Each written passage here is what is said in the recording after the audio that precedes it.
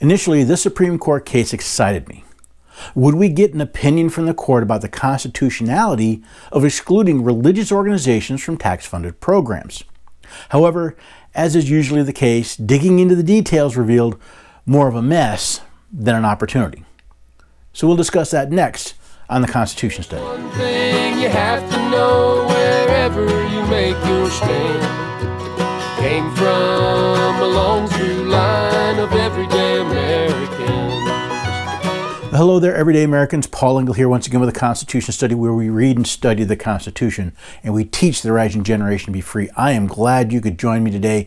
As always, head over to the website constitutionstudy.com. where you'll find everything I'm working on. You'll see all the news. Sign up for the newsletter. You'll get an email once a month with what's going on at the Constitution Study. And I'll call out where I'm going to be speaking, major events I'm at, and of course major news, which I hope to have some soon about the book and the Insider website. Also, take these videos and share them with others. Share them on Facebook. I want to thank the Constitutional Grassroots Movement and Restore the Intent for offering to share my videos on a more regular basis. I want to thank them for it. I want to thank all of you that take the time to share these messages. I do check Facebook, and I know when you're sharing them, and I appreciate that. I also appreciate when you comment, when you've got good questions and good feedback on what's going on with these videos. So with that, let's take a look at this particular case of Espinoza versus the Montana Department of Revenue. Let's start with what initially piqued my interest. Now, according to SCOTUS blog, the issue in this case is whether it violates the religious clauses of the or equal protection clause of the United States Constitution to invalidate a generally available and religiously neutral student aid program simply because the program affords students the choice of attending religious schools. Now, as I suspected, the case in question cannot be a violation of the United States Constitution because it is a question of state law, not federal law. Now, hopefully you all remember that Amendment 1 of the Constitution starts out with Congress shall make no law respecting an establishment of religion or prohibiting the free exercise thereof. But as I dug deeper into both the oral arguments at the U.S. Supreme Court and the opinion from the Supreme Court of the state of Montana that was in question, I found enough confusion and ignorance, well, to make my head spin. Now, this seems to have started with a Montana law, 153111, called the, quote, Qualified Education Tax Credit for Contributions to Student Scholarship Organizations, close quote. Gotta love those pithy names. This law allows individuals and corporations a tax credit for contributions made to scholarship funds, which then assist the tuition of students, and they go directly to the educational providers. Now, the law basically defines a qualified education provider as a private school. Seems pretty simple and straightforward, no? Enter Montana's Blaine Amendment. Now, Blaine Amendments are named after James G. Blaine, who proposed an amendment to the U.S. Constitution to prevent government funds from going to religious organizations. Now, while this amendment failed to get enough support in Congress, 38 states have added similar amendments to their states' constitutions. These amendments are collectively known as Blaine Amendments.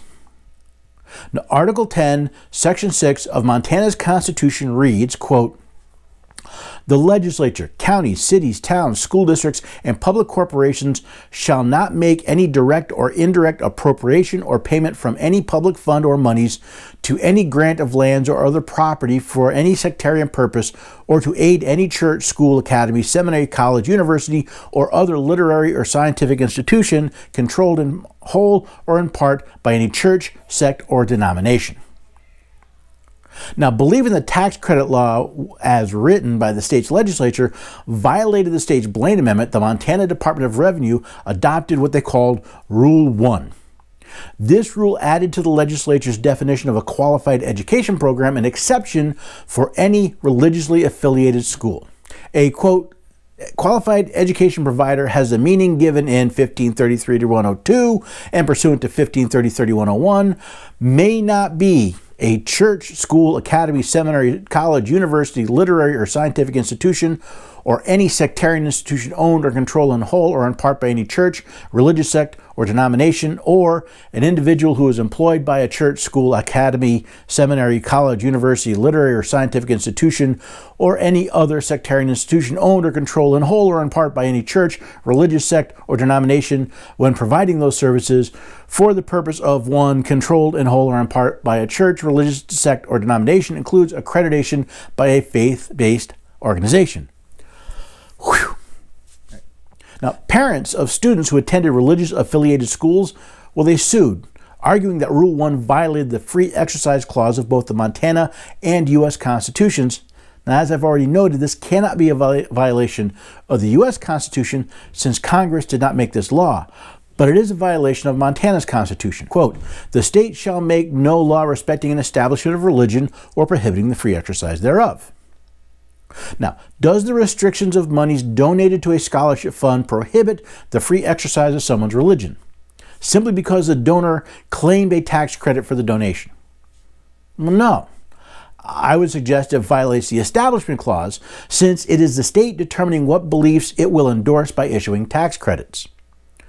The definition of established, quote, "to found permanently, to erect or fix or settle, to enact or decree by authority and for permanence, to make firm, to confirm, to ratify what has been previously set or made."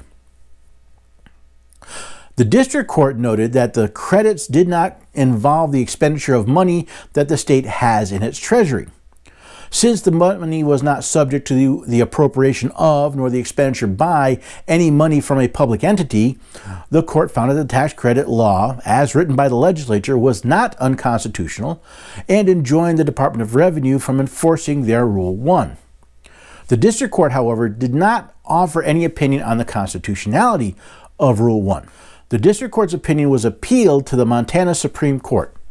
This court found that the law as written did violate Article 10, Section 6 of the Montana Constitution. The justices apparently believe that giving a tax credit to be an indirect appropriation or payment of public funds. And since Montana's Blaine Amendment prohibits such appropriations or payments for any sectarian purpose or to aid any school controlled by a religious entity, the law itself was unconstitutional. Now, the court went on to say that the Montana Department of Revenue exceeded their authority when they enacted Rule 1. They therefore reversed the district court's order of summary judgment for the plaintiffs and stated that the law must be severed from the rest of the Montana Code. In other words, the law was unconstitutional and could not be enforced.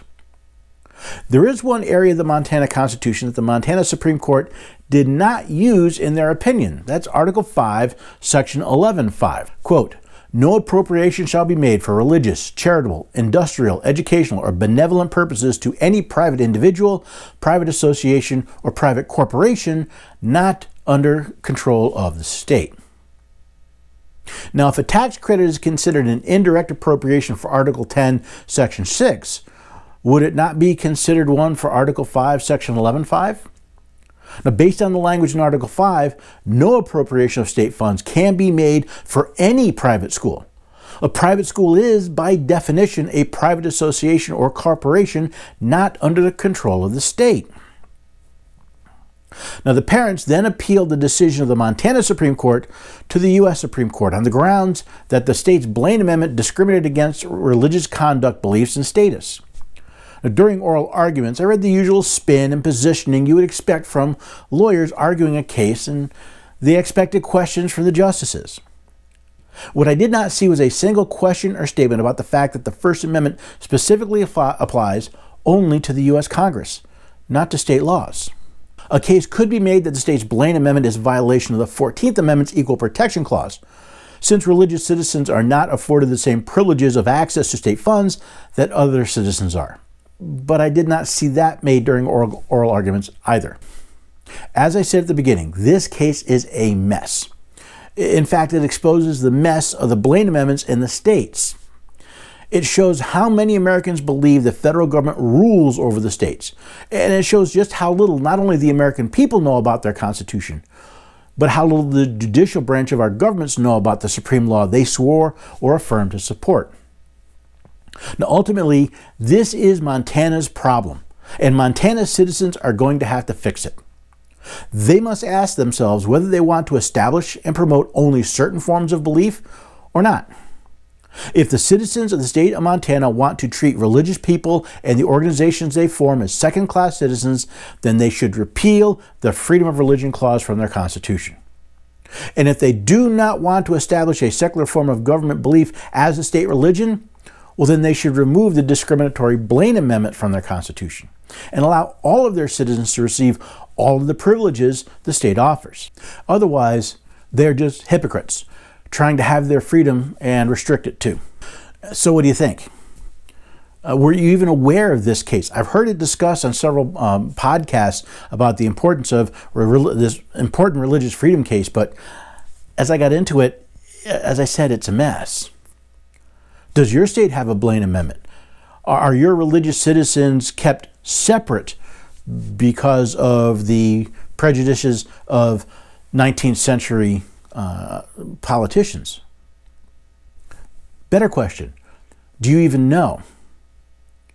So do some research, find out if your state has a Blaine Amendment, and then decide, do you think it's right to treat people differently simply because they're religious? As opposed to the wall of separation that Jefferson talked about, where government would not try to control religion, it would not prefer one sect over another. And did you also recognize right from the bat that this is a state problem? The state should deal with it. They should stop acting like they're subdivisions of the federal government. States should stand up for themselves. If the citizens of the state of Montana believe that their citizens are being treated wrongly because they're not being allowed access to a tax credit program, well, then they should fix their own constitution. Stop trying to involve the federal government in everything in your life that doesn't go your way.